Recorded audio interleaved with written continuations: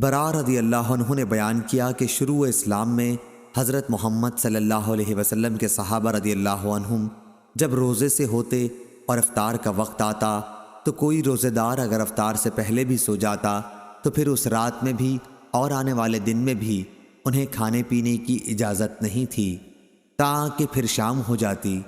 پھر ایسا ہوا کہ قیس بن سرمہ انصاری رضی اللہ عنہ بھی روزے سے تھے۔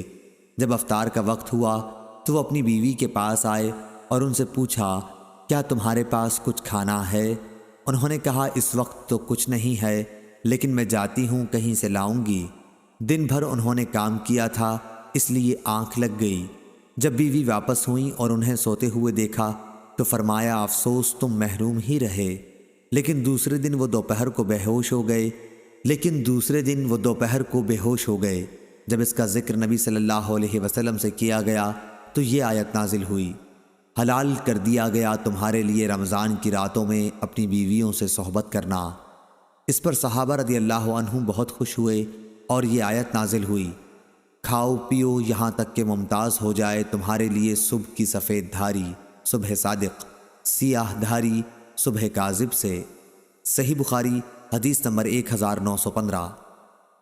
حازم سلمہ بن دینار نے بیان کیا اور ان سے سہل بن سعدی رضی اللہ عنہ نے کہ رسول کریم صلی اللہ علیہ وسلم نے فرمایا، جنت کا ایک دروازہ ہے جسے ریان کہتے ہیں، قیامت کے دن اس دروازے سے صرف روزے دار ہی جنت میں داخل ہوں گے، ان کے سوا اور کوئی اس میں سے نہیں داخل ہوگا۔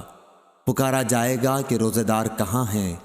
وہ کھڑے ہو جائیں گے، ان کے سوا اس سے اور کوئی نہیں اندر جانے پائے گا، اور جب یہ لوگ اندر چلے جائیں گے تو یہ دروازہ بند کر دیا جائے گا، پھر اس سے کوئی اندر نہ جا سکے گا۔ صحیح بخاری حدیث نمبر 1896۔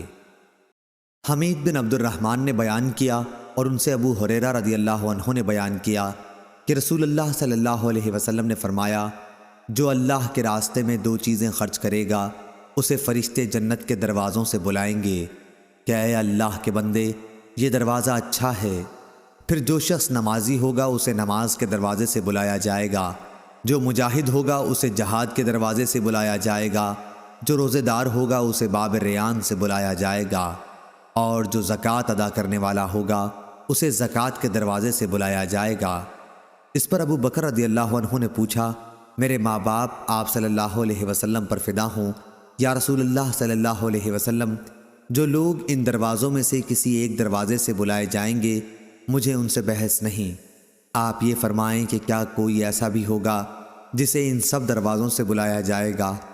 آپ صلی اللہ علیہ وسلم نے فرمایا کہ ہاں، اور مجھے امید ہے کہ آپ بھی انہی میں سے ہوں گے۔ صحیح بخاری حدیث نمبر 1897۔